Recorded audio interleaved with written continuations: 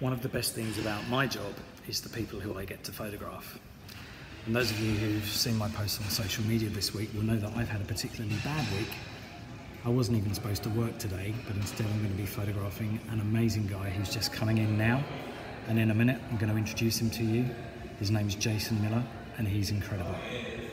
Here he comes. I better go.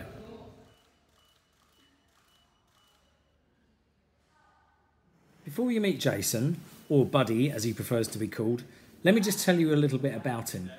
I was here today to photograph Jason taking only his second ever steps on his new prosthetic legs.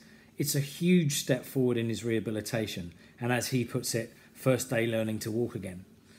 This journey all started back in October 2018. Buddy was on holiday in the Philippines and on returning home had a sore throat and flu-like symptoms. He was due to return to work but decided to stay an extra day in bed to see if he could sleep it off. He told me, "I should have gone to the doctors earlier, but I waited an extra day to see if I could get better and go back to work." By the time a mate took him to hospital, he collapsed and 6 doctors had to work on him to resuscitate him. The doctors discovered he had not 1 but 2 bacterial infections, Streptococcus and the rare Aerococcus. Each can be deadly on their own, but together the lethal infections left Jason with multiple organ failure and severe toxic shock syndrome. Infectious diseases specialist at Sydney's Northern Beaches Hospital, Dr. Michael Mina, said, "None of us thought he would survive. He had septic shock to the degree that probably most doctors have never seen before. Every possible antibiotic was given to him, thinking of rare imported infections, but it turned out to be your bog standard Streptococcus infection with Aerococcus infection. If it had been treated in its early stages, the infection could have been resolved with a simple dose of penicillin. When you have this overwhelming infection and your circulation shuts down, you don't get enough blood going to your tissues and they die, and that's exactly what happened to him." At one point, Buddy's family were told he had less than a 10% chance of survival. They arranged for a priest to visit his bedside, and his 7-year-old daughter Jada was taken in to say goodbye to her daddy. But Buddy had other ideas. He regained consciousness after 7 days, and when he looked down and saw that his feet and hands were swollen and black, he thought to himself, "Shit, they're gone." At the time, he was unable to speak, but was communicating to family using a sight board. When sister-in-law Kate confirmed that his hands and feet would need to be amputated, he used the board to spell out the word Paralympics. I first met Jason in November 2018, just before the operation to remove his hands.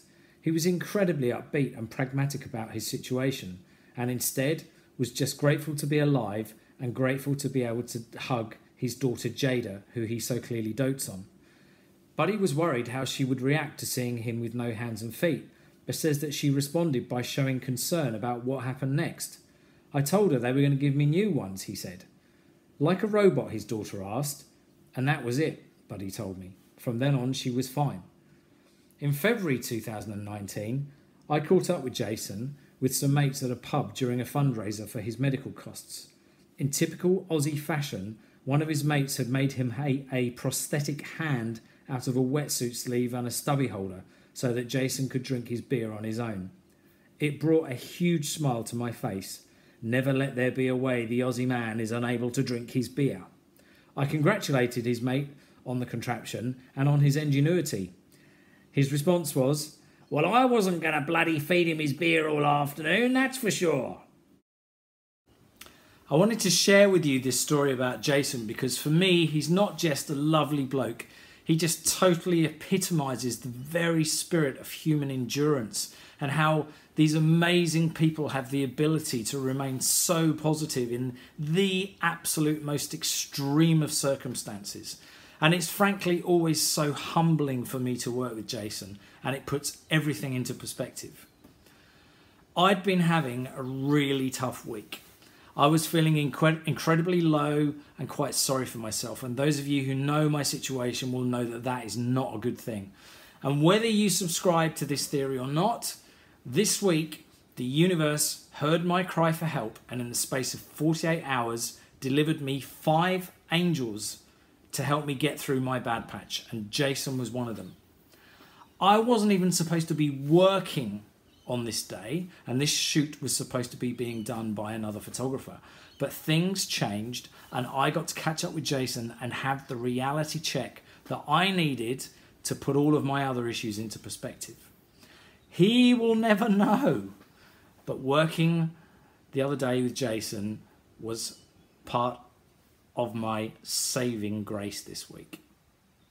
Seeing his grit and determination, his courage and strength, his positivity in the face of adversity, his tenacity and determination, to see the joy that standing brought him, to see the joy that being alive even brought to him, to watch him feel how it felt to be on his feet again, to see him fight to walk each step, to watch his pride in his achievement at doing something that we all take for granted, to tap into that courageous spirit and to tap into his peaceful mind, to hear his incredible words and feel his mischievous joie de vivre emanate from his body just filled me with joy. I was not just humbled, I was honoured. I was not just interested, I was enlightened. I took every word of what he told me and I let it pour into my heart and I held it there. Jason, you are an amazing bloke. You're an inspiration to all of us, and I wish you all the best with your future recovery, and I hope to catch up with you really soon. Enough from me. Just listen to this amazing guy for yourself.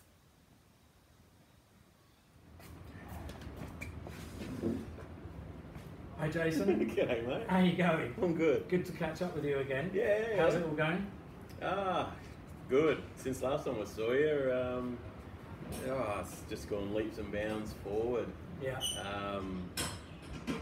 The improvement now, all the surgery's finished. They did a top-notch job with me, and they've just sent me off now to rehab to get over everything and get on with my life. And you just had your second time on your prosthetics. yeah, That was exciting. You saw that? Yeah, amazing.